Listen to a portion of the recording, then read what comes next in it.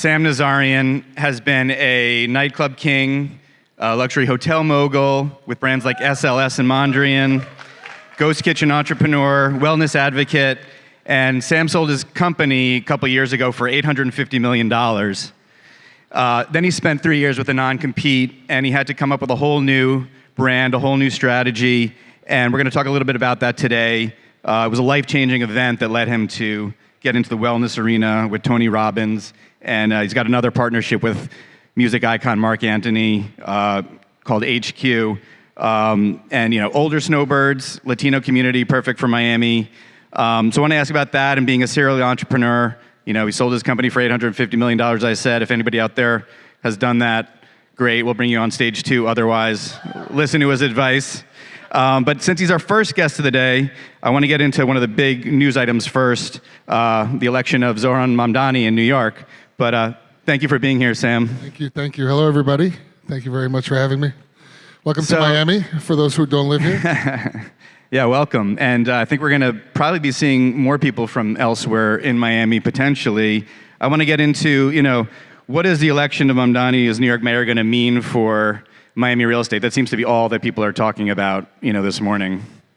Well, it's a good question. I think if you take a step back, I think a lot of us in this room are immigrants.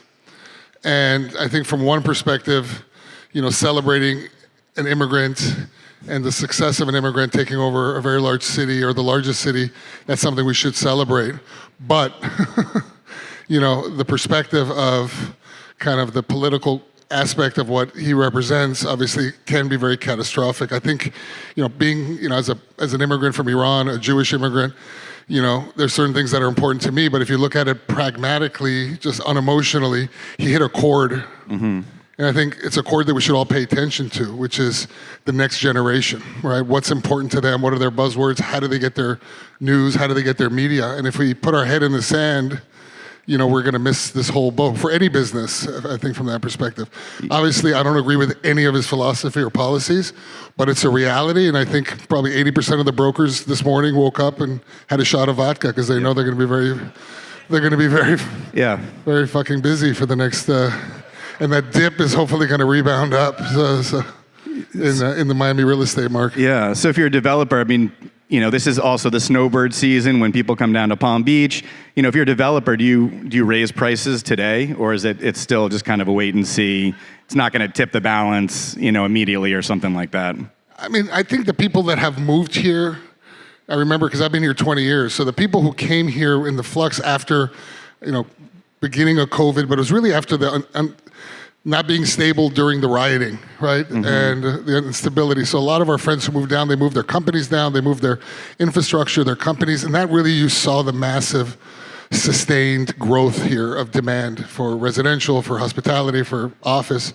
And it really changed the perspective of Miami. I think you can go backwards, right? Mm-hmm. Miami now is, I think, one of the most important, if not most important cities in the world today.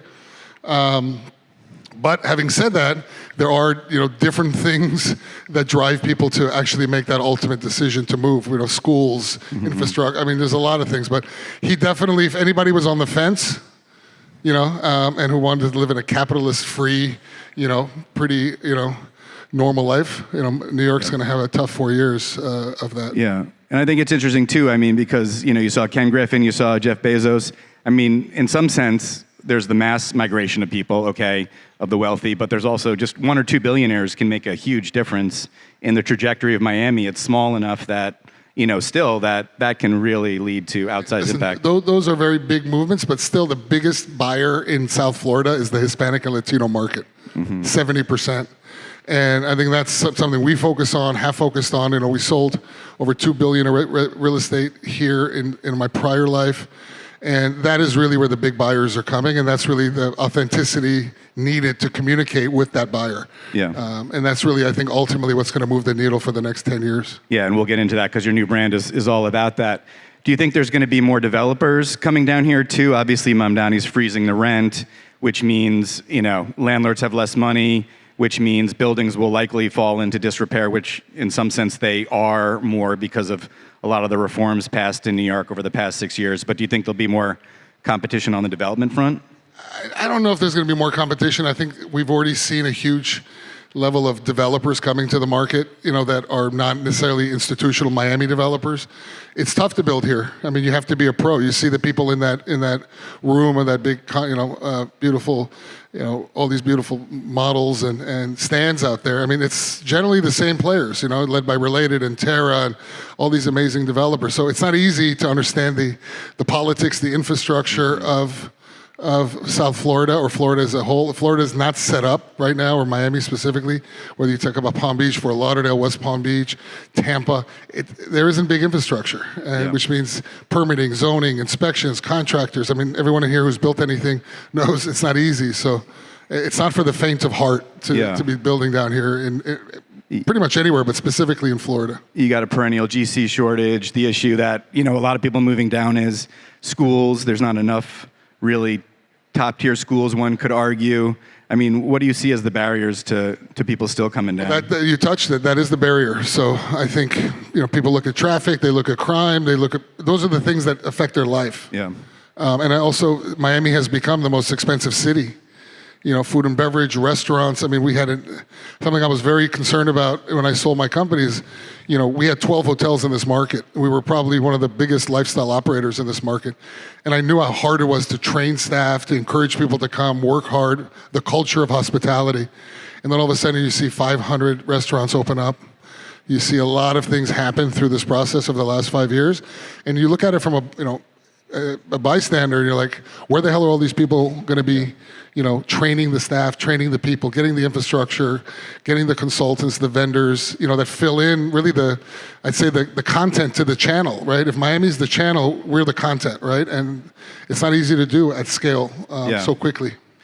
And I don't know how much you've been following the local races, but what do you think of the Miami mayor's race as far as, you got Aline Higgins and Emilio Gonzalez in the runoff? Joe Carrillo was the real estate backed, candidate for the most part. What's kind of your outlook as far as what that means for development?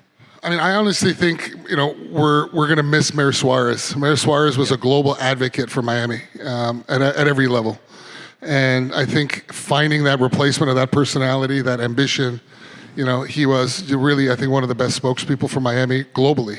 I see him in conferences all around the world, and he was very, very well liked and respected. And so I think the rest of it is going to be somewhat predictable. I think we're going to go backwards a little bit in kind of the advocation of, government. Because the thing we love about Florida, from Governor DeSantis all the way down, is that Florida, unlike New York, California, Illinois, they don't try to get in your way. Yeah. They try to promote and really give you the optimism of getting shit done. And led by, obviously, up in Tallahassee. So Mayor Suarez was definitely one of those. You picked up the phone, you called him, Mayor, I need you. If it was good for the city, he was there. And we joke that he was at the opening of every envelope. I mean, he was there so many times for the city and for our developers. So I don't think we're going to experience that in this next round of candidates that are in the final runoff. Do you expect he'll be in higher office at some point? I mean, he ran for president, as you know. Yeah. I supported him. But listen, I think he's a very talented guy. He's got a great position in a great law firm that we know well. I think I would love for him to be, a governor one day or a senator, but that's up to him. I don't know. So we talked about New York. Obviously, Miami's competing against a lot of cities. We have a lot of the initiatives that we've seen in the Trump administration.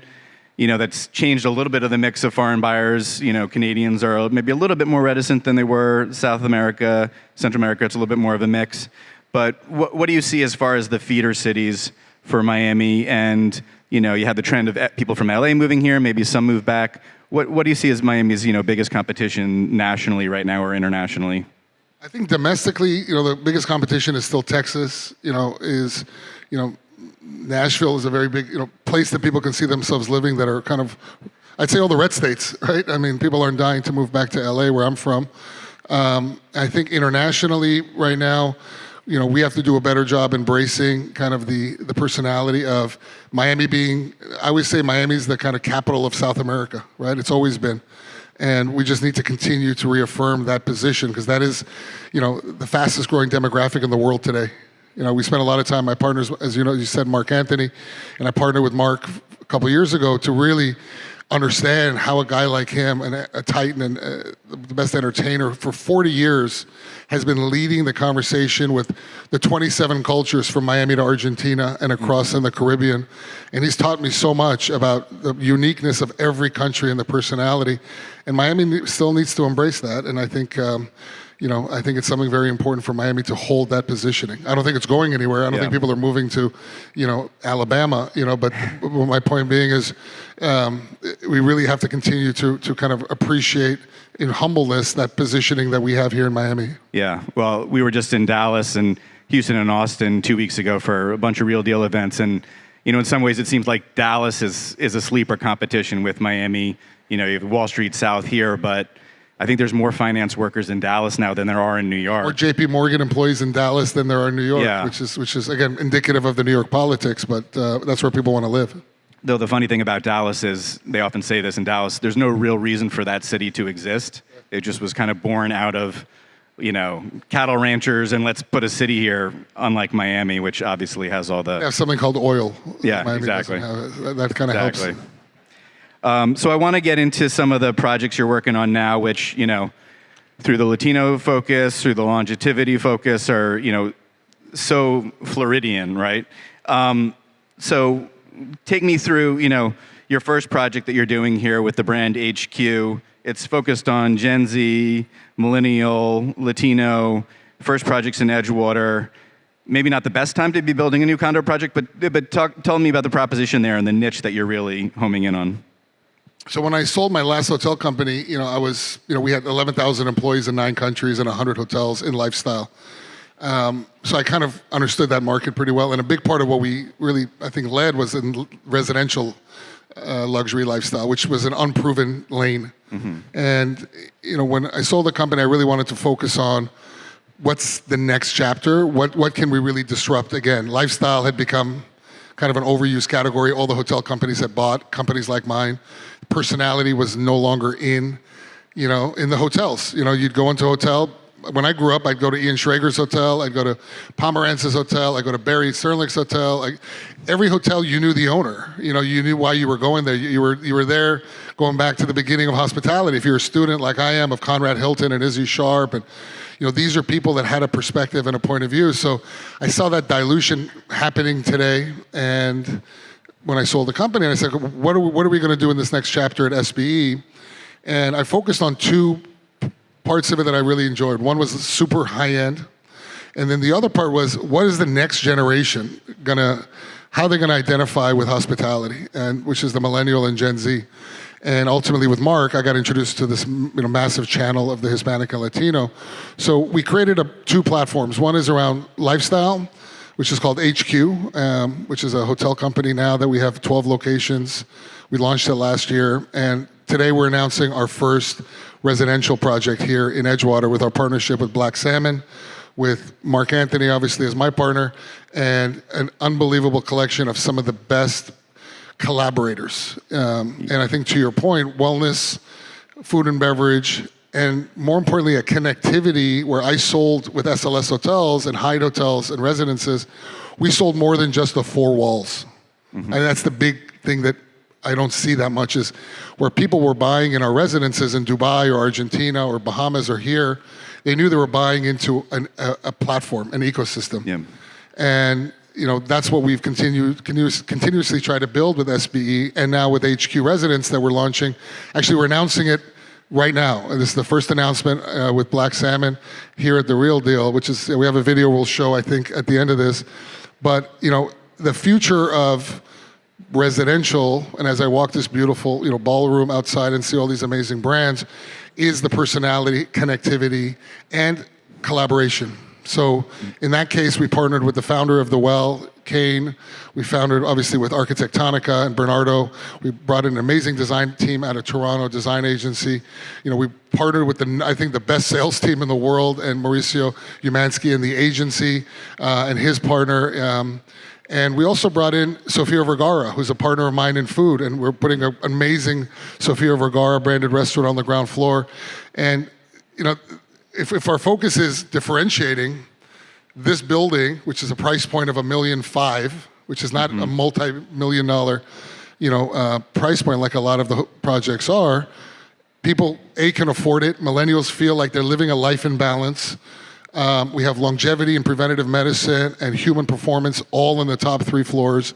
And it's in a part of Miami which I think is still undiscovered, like Edgewater. So that's how we look at a project. It's not just put our name on the building and hope for the best. Yeah. It's really building this. And in and around Miami, we have longevity centers, we have diagnostic centers, we have MRI, CT. So our buyers here know that they're getting part of the whole SB ecosystem, which I think is a value. And I want to get into living forever in a second, but how did you meet Mark Anthony in the first place? How did that partnership come about? Well, I met him. I bought him and Jennifer Lopez's house 22 years ago in LA. So that's how I met him. But we became fast friends. And 3 years ago, we always threatened to work with each other because he has such a keen eye for brand design. I mean, you talk about longevity. The guy's, he's a goat. He yesterday announced a, huge, partnership with Fontainebleau Vegas as far as a residency. Today, he announced Amazon Prime. He's going to do the #1 song for Christmas. I mean, the guy, the one who works harder and better and more authentic with a very, very, the fastest growing population in the world. So when we sat together, we said, listen, let's do something exceptional. Let's disrupt. Let's get to scale. And let me, meaning Mark telling me, let me bring my network of 660 million people to the table. Yeah. And the project like HQ Edgewater is going to benefit from that. You're right, though, about the kind of anonymity of large luxury brands these days. It's like you walk into a St. Regis or Four Seasons, it's like you could be anywhere. You could be in Dubai, you could be in New York, you could be in Dallas. And I feel like that real differentiator, when you think back to your best hotel moments, for me, it's like when you went to the Delano and you had those sweeping curtains, in the early 2000s, and it was like, wow, where am I? This is amazing. Getting that. What are your top kind of like 2 or 3 hotel experiences of all time of just like drama? I think you have to say Delano. I mean, that walkway, that runway. I mean, and when I bought it, about a decade later, and lived in the penthouse, I mean, it was a real surreal moment. Listen, I think there isn't one because so many of them had an impact on me. I remember our first property we opened prior to SLS was the Viceroy in Santa Monica, and that was a cool hotel for the time. We opened SLS Beverly Hills, just talking about my own projects. That was a game changer in LA and luxury lifestyle. When I topped off the SLS Dubai, with 76 stories. So I think One and Only is a brand I respect, I love, Auberge, Rosewood, these brands, Aman, those are brands that I am now the consumer of. And that's what we're disrupting now with our other platform because we think that also is ripe for disruption. Yeah. And I like how, you started off in the club world and you moved to hotels. Now I want to talk about a little bit about longevity, but you're kind of the development cycle, talk about the life cycle of a project. Your whole development journey is following your life as you get older, which is cool. So you were telling me backstage, you read Tony Robbins' book, The Life Coach, and now he's been into wellness for a long time. So you went to meet with him, you went to his wellness center in Orlando, you got some tests, and you had a life-changing experience that really led you to form a state. You want to talk about it? Yeah, so when I was thinking about, in 2019, thinking about a luxury platform, I realized that wellness and longevity had to be at the forefront. And I went around the world looking for longevity clinics and hotels that have, wellness. I think you guys have heard of some of them, probably been to a couple of them. The category was going unbelievably fast. I mean, so I realized that was going to be the foundation of my luxury brand. Diagnostics, longevity, preventative medicine, functional medicine, human performance. I just wanted to really own the space and build a tent, right? We call it a tent where all the top brands are. And through that process, I read a book called Life Force. And I say that, and the book was Tony Robbins' book, national bestseller ever, of any medical book ever. And it was the playbook of his journey of 40 years. I encourage everyone to read it. It changed my life and it changed the life of many people I know. And in that book, it was really focused around kind of holistic, functional, institutional, and reversal. How do all these things work? Stem cell to kind of different components. And it was the top 100 Nobel laureates, and a book that only Tony Robbins can put together. And so I read it. I said, this is the playbook. And I was lucky enough to know somebody who knew him. I called him. And within, very short period of time, we created this, exclusive partnership where Tony Robbins now is a partner in the estate, which is our luxury brand, and a meaningful partner and an exclusive partner. And we're converting his world into residential, and we're converting his world into hospitality and luxury and diagnostics. And one of our foundational partners is a company, to your point, in Orlando called Fountain Life. And there are clinics, we have 4 of them, we're building 6 right now, where you go and get all your testing done, just like a Mayo Clinic, but don't have to go to Mayo or Johns Hopkins. I encourage everyone to go. But when my wife and I went, we went there not knowing what we were gonna find. And for me, luckily, they found a kind of a pimple on my right bloodstream called an aneurysm, which is about 7.5 millimeters on my brain. And within 30 days, I had to have it removed because it was going to rupture, and theoretically, I was not going to do well. So, preventative medicine, which I lived through, and literally I'm here because of it, is a big part of healthcare today. And what we're encouraging people to take care of their health and have the data and science, but build environments that you want to go to rather than to some radiology center that you won't go because it's such a bad experience. And you ended up having a several-hour surgery. I had a 7-hour brain surgery. I had it removed, and I never have to deal with it again. But if it were ruptured, 60% of people who rupture their aneurysm die on the spot. Yeah. So it would have been a very bad situation for me. So I mean, and the flip side of that, there's so much analytics and testing that can be done these days, which is the whole point of the brand. Well, yeah, I mean, listen, AI, all these things are going, and we have a fully integrated AI package, but you have to test. You have to do the blood, you have to do the CT, you have to do the DEXA, you have to do, the MRI, and you have to do it all together, which is what we encourage in our program. Once you do that, then we can optimize, right? Our teams we have 300 functional doctors. We have the best telehealth platform. We have compounding factories for peptides. We have testosterone pellets. We have it all. I mean, not that there isn't other people who do that, but not to the scale that we currently have. Yeah. And that's the foundation for our hotel and residential business. So that's the idea. Yeah. So the first one of these is launching in LA and Century City. It's like $35,000 a year to be a member. When is that coming to Miami? I know there's 13 other locations that are in the works. Yeah, so we have right now in Orlando, Naples, Florida, New York, and New York and Dallas. We open LA next. Then we have Houston and 1,000 Museum. We have a 7,000 square foot center. And that's the clinical side of our business. Our resort and residential side, we have 12 resorts that are signed, that are being built right now, from Saudi Arabia to the English Channel to Dominican Republic to El Salvador, and about 3 projects here in South Florida that we haven't announced yet but have been signed in straight residential. And it's about $2.5 billion of real estate being built right now under that brand.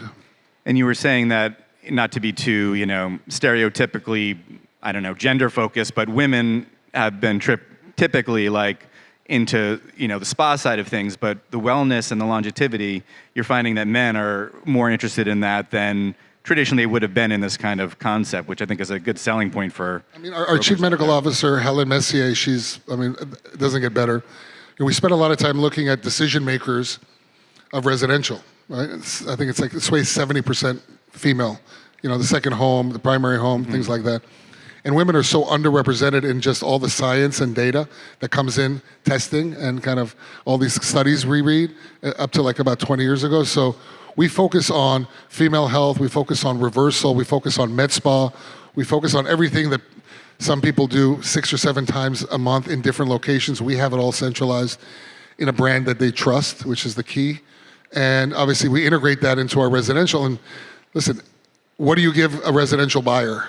You give them quality of life, extended life, and a pathway to live a better life. If you can do that where you live, I think you're doing something pretty exceptional, and that's what we're doing. Yeah. I want to talk about 2 other businesses briefly, because you're just a fount of businesses before I get into like, what is Sam doing that I'm not doing? And how can I be like Sam? But, with clubs, you're still opening clubs. You just opened a club in LA.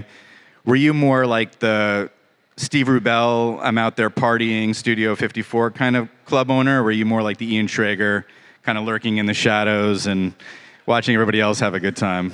What's kind of your club persona? I opened my first club at 26 years old in LA, and by 29 I had 13 clubs in LA. So at that stage I was kind of a combo.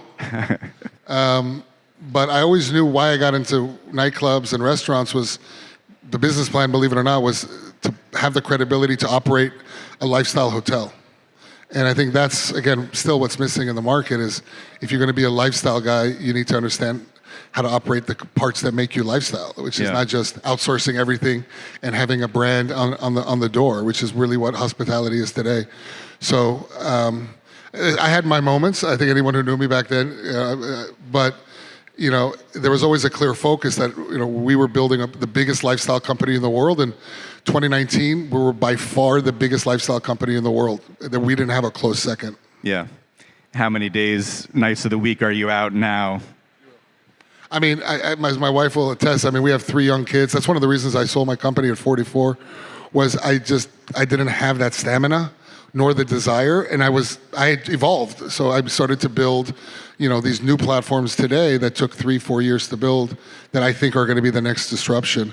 And we looked at it every way. How do we sell residences without just, doing the traditional aspects? And then we partnered with Mark and Tony and using their networks. How do we build a product with the best collaborators? We have that now. And now it's about growth and announcements and deals coming on the pipeline. So that's really what our focus is now. And we're excited about where we sit today. Good market, bad market, good stuff always sells. Yeah. And what do you think, just in terms of beyond your 2 brands that you're launching now, the new trends for nightlife and restaurants in Miami, like beyond Major Food Group, beyond David Grutman, what do you think is the next area of kind of opportunity or an untapped space?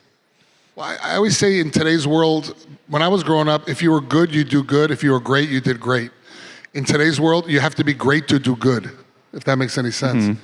So a lot of the noise, which we see every day as somebody who's in this business, has to be, people have to go through it, whether it's the product. You have to be great at everything. And I think there's very few people, and you mentioned a couple that are very good, right? I mean, great. You're talking about David and Major Food Group and Dave Grutman, and there's a handful of, Steven Starr. There's a lot of great people that are doing good work, the Zuma guys, but there's a lot of noise that are people that are just doing good, and so I think we've already seen a massive saturation of the markets like here, markets like LA, New York, San Francisco, Chicago, Vegas. We have a lot of properties in Vegas still. Those numbers in Vegas are down just because it's just an oversupply of things that really don't have a right to exist, as we always say. Yeah, or generic in some way, or not generic, but just don't really have a point of view. They're not really great, and those times are over. I think the new customer, though, the better question is, what is the new customer? They don't drink when they're home, but they go to festivals. Longevity, human performance are crucial. They're not, they're taking gummies and smoking vapes that have weed. I mean, you have to understand, like, it's different. And, we surround ourselves with these young, influential YouTubers, and a big part of our food business is understanding how can we build for the next 20 years, not for the last 20 years. I think a lot of stuff we're seeing today, not a good chunk of it, was a playbook from 20 years ago. And I think the next generation, which we focus on, whether it's luxury generation or millennial generation in lifestyle, we've completely rewritten the playbook. Yeah. And that's what we're out in the market now selling. Well, I have a Gen Z daughter, and I'm happy there's less Gen Z drinking, I suppose. But does that change the fundamental equation in like hotels? Because you're typically getting a lot of revenue from alcohol. I mean, you're trying to double down on mocktails and other high-priced beverages. But is that actually, a factor in some of these projects? You just look at it. Look at the numbers. I mean, you look at every major, beverage company, manufacturer. Their numbers are down, but people want experiences. So so the properties, the resorts, the drive-to destinations, those things are doing exceptionally well. And I'm not saying people aren't drinking, but they're not drinking as much. It's not part of the culture. Of this next generation. They'd rather go run, they'd rather go work out, they'd rather go do, kind of biohacking. So that's what we've integrated. So I don't think it's just you have to understand the trajectory is not going up. Yeah. Trajectory is flatline or down. So you have to have other services. Right? And also in your residential, like in Edgewater, we call it a life in balance. So if you want to party and drink and eat good food, we have that. But also the top 2 floors are designed around, a real authentic longevity program, not just, a cold plunge and calling ourselves wellness. Yeah. So there's a real authenticity to that. And I want to touch on one other business that you have. This was a baby of the pandemic, Ghost Kitchens, C3, where basically, they were delivering food and, there wasn't an actual retail space. Is that still a growing component of the Nazarian empire? Yeah, so we started C3 in 2019 before the pandemic to really understand, I have 24 F&B brands currently, full service, like restaurants, katsuyas and stuff like that. So we wanted to see the next generation, so we created C3 to really understand premium QSR and frozen food. And that business now is, it wasn't a ghost kitchen business, it just got caught up with COVID. But now our biggest partner is Nestle, our biggest partner is Tyson Food, our biggest partner is Walmart, Costco. We're in all, so it's the innovation capability we have of creating new IP, because end of the day, we're an IP company, right? Whether it's luxury IP or, IP for a 4-year-old, we have that fully integrated capability at SB. So, and we're now working with the biggest companies in the world to help them attract the new customer, which is millennial, Gen Z, and Hispanic. Yeah. Well, I want to get into for those of you out there who want to be serial entrepreneurs someday, scale your business, grow your business. The Real Deal, we're always trying to grow our business. So I want to ask Sam this from the point of view of the Real Deal too. First of all, when you start out, how do you know you have a great idea for a business? Is there an aha moment?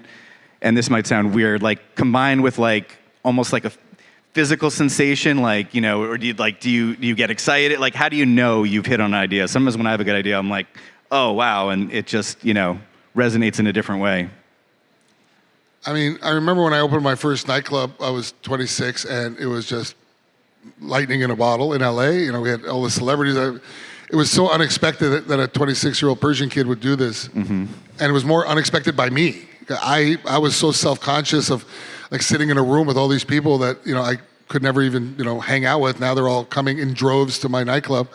But the thing I look at is, to answer your question, when I feel the anxiety that I gotta now grow this, that's when I know I'm onto something good. Because I have opened up stuff that didn't give me that anxiety. It was good, but it wasn't something that I'm going to now double down. So it's you need to do it. Yeah. So it's how do I keep this going? Right. Get another one and another one, and that's what we did in LA. We became LA's biggest F&B operator by far, which we still are. But I always had that. I did this all so I could build SLS at that time, and when SLS opened, that was a very meaningful, great feeling. I remember the night before we opened SLS Las Vegas, our big casino. That was my best moment there, because the next day we opened up and you got into kind of the mayhem, walking around 2.5 million square feet. SLS South Beach, which we opened here in 2012, after years of hell with the global recession, and just seeing how we were embraced so well by the Miami market for an LA company.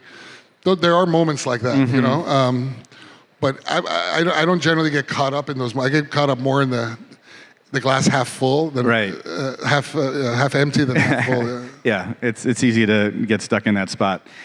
I think also an underrated spot of being a serial entrepreneur is the math brain or finance brain, as I call it, and that's me being unsophisticated about it. But how good are you with numbers in your head as far as compounding interest and doing financial calculations for how something is scaled out? I have very good analytical brain when it comes to numbers. I was given a gift. That's probably really the only gift I was given. That and understanding kind of laying out a property and master planning and things like that. So I've been blessed in that, but I constantly, I sit with my analysts, I sit with my business development people, I sit with, our finance teams, and I pretty much understand where the triggers that are important to lenders, equity, and a return on investment. Right. And I also have the understanding of hospitality. So, I think those are the two parts that come together when you're thinking about a business, an idea, an industry, and disruption. Because at this stage, we're not interested in just doing one or two projects. This is about, global scale and global disruption. So that's the products we have in the market today. So if you're thinking about 20 projects, you're thinking, okay, I know the cash flow, I know what I'm reinvesting, I know what that's just a financial model you're running in your head over several years. Yeah, inevitably you build a model before you start. and you attack the industry that you want to attack, and then your differentiation in that industry. Then you build your base case, and then you model it up, and you put in triggers and sensitivity, and then that's your playbook, right? Mm-hmm. Now it's about finding strategic partners to execute your project, and then you have to look at it from the equities perspective, the developer, and you as the IP and the brand. So that stuff is, I mean, I've been doing this 25 years, so I understand that, but it's something some people don't do. They just open something up and see what happens. Right. And I think that's a very dangerous, way to start a business. You're at the mercy of a lot of unknowns. I mean, obviously, the finance brain coupled with your aesthetic sense, I mean, was that something you were kind of just born with and you cultivated over the years through the various partnerships? I mean, how did you develop your whole aesthetic kind of, value add, essentially? Well, the aesthetic, I became a fan of the industry. I was 24, 25. I was going to properties. We had started a brand called Viceroy in 1998, 99. And that's really when I fell in love with the business, and I wanted to do it on my own. And then I was lucky enough at every step. I met a guy named Philippe Stark when I was 27. He had just left Ian Schrager, and I convinced him to come work with me for 15 years. And he opened up his world to me. And then in 2004, I met a guy named Jose Andres that had 3 restaurants in Washington, D.C., and he had this ambition of making Spanish food the new Japanese food. And I built a beautiful restaurant for him at my hotel in Beverly Hills called The Bazaar, and the rest was history, So I have been lucky by surrounding myself. Like in this context, I have Tony Robbins, I have Mark Anthony, I have Richard Atias from FII. These are people who are opening up the kimono of their many-dimensional world, and I'm sitting here as a student, still as a student, learning these things. And to me, that's really how you continue to evolve and be successful, is continuing to surround yourselves with people that can open up their worlds to you. Yeah. And then ultimately convincing them that you can add some value to them. Yeah, and I know these are such basic questions, but I just really want to know, when you meet, really important people, do you get flustered? How do you stay grounded? Are you just focused on the project at hand? Like, how do you handle that? I always get flustered. I mean, because I think it's natural to be flustered, because you're in admiration of somebody's life's work, or in many cases, people who've been on the stage, like Adam Newman. The guy had a massive ambition, and I take my hat off to him. And guys that I've been across in the tech world, So I wouldn't say it's flustered. It's just you want to listen, right? And you want to hear their perspective and the way their brain works. And some of these people, their brain works at such a velocity that Elon Musk, I met him in 2010 in this little place, they called SpaceX down by the LAX airport. And I spent 2 hours with him, and I didn't say a word. I was just sitting there listening to this guy, like fucking saying he's going to put people on Mars and I'm like, what the hell's this guy? I mean, it's crazy. Should have just given him all my money then and called it a day. But we're sitting around literally the space. So people like that, I'm not trying to impress them. I'm just trying to, be a part of their energy. Humbly listen, selfishly for me, the more I can hear from them, I don't think they want to hear about me. I want to hear about them, But it is incredible the speed at which some people's brain work at that level, and you can see it, the CPUs or whatever operating, and it's like, wow. Exactly. Yeah. What do you think, we talked about not having a good financial projection. What do you think most entrepreneurs, budding entrepreneurs, the mistakes they make? I think a lot of young entrepreneurs don't know their business. The ones that aren't successful, and the ones that are successful know their business. They know their competition's business. They know the industry. They're much more educated. Today it's a lot easier. And also people need to have a very strong point of view. Yeah, you keep mentioning that. And I go back to hospitality, right? Today, I don't know too many hotels I'm dying to go to. I don't know how many hotels that I'm dying to go to their grand opening of, or I'm following, I think that's also in residential, that's in food and beverage, the next opening of, I don't know how many people in this room are following a brand that they're like, I have to be at. I think a lot of that has been diluted now. So I think there's an opportunity now we strongly believe, obviously, there's an opportunity to disrupt that. It's just what we're doing from that side. I think also just consistency, plugging away at something regularly every day, 100%. playing the long game, not going for the last dollar in every deal. Collaboration. I mean, collaboration, leveraging, from people that are like-minded, that have a huge influence into a customer you want to attract. Social media, we've all been through it, right? You hire the consultants, you hire the bullshit, and you get exactly that. But, the people that have really won, and today's world is YouTube, right? It's not Instagram, it's not, it's content, right? And, shit in, shit out really is what you get unless you're really doing something exceptional. Mr. Trump, the legend. That's Jules Trump. Hey, Jules. I won't get offended you're leaving in the middle of my talk. I think he's just coming to the front row. He wants to meet up after we finish. And then, how did you know it was time to sell when you did sell for almost $1 billion? Well, we had 45 open hotels and another 55. We just opened Singapore and Hong Kong and Dubai, and I just wasn't enjoying the ride. I was 44. My wife and I just had our second baby, and I knew it was time to sell because I found the right buyer. I wasn't enjoying the creativity process. It was really a numbers game at that point. And how many hotels? In 2019, I opened 9 hotels, and I wasn't excited about the brand. I wasn't the customer of my brand anymore. And the customer of my brand is now the estate, or now it's the integration of that into the next generation of HQ.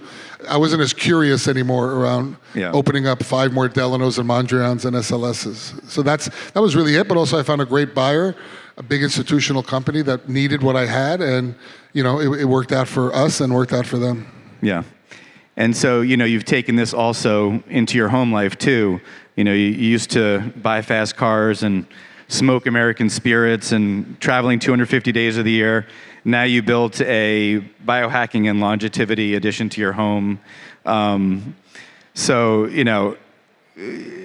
It's interesting because Florida is kind of, where the initial fountain of youth was supposed to be, right? When Ponce de Leon came to Florida back in the 1500s.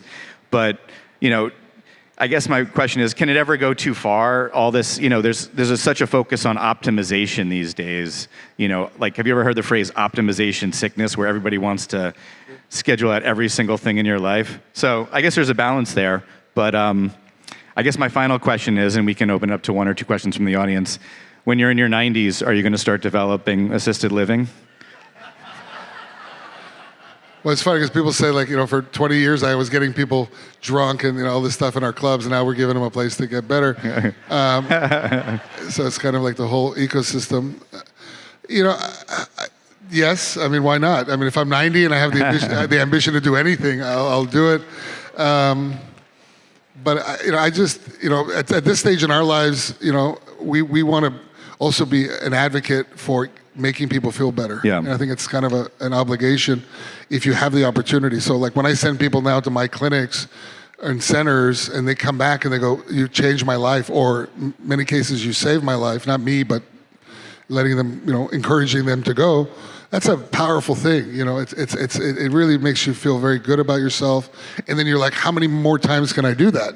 And that's the sincerity and the authenticity that I talk about. Is, those are things that the advocates of that, the people that come and they go, "Wow, this really saved my life," and they tell 20 friends, and that multiplies and amplifies. That's really where I think the future of hospitality is having people really experience your product, and you make such an impact on them that they have to come back. Right. Hospitality is making people feel good about themselves. That's the essence of it, right? That's the essence of the word, right? And I think we don't see that anymore because all the big companies have bought all the little companies. Right. So, it's very hard to find that personality back in the space. Well, do we have 1 or 2 questions out there? I think we have to cap it at 2, but if anybody has any questions? I think we answered it all. All right, we answered everything. We should. I know we were going to show the video on me coming out, but maybe we're going to show a video. My partners at Black Salmon are excited about this, and we're excited about launching it with The Real Deal. So, this is a scoop.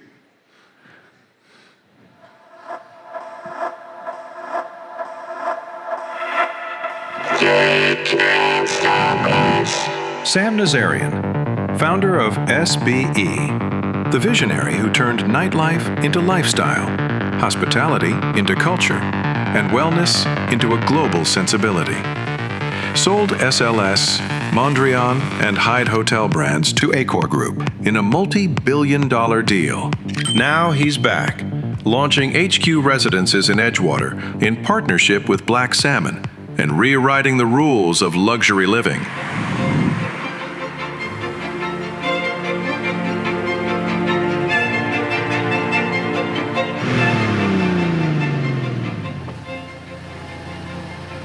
Wow, the future of Miami.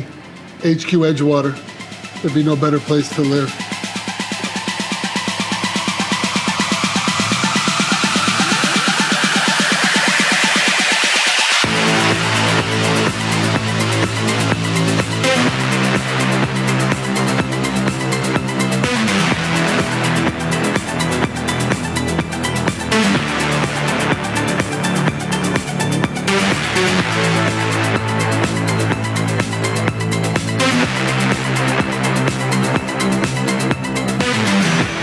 Welcome to HQ Residences Edgewater, crafted for a life in balance.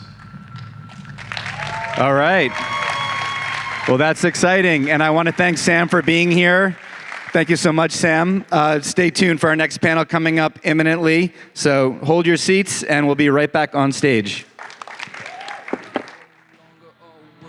Number.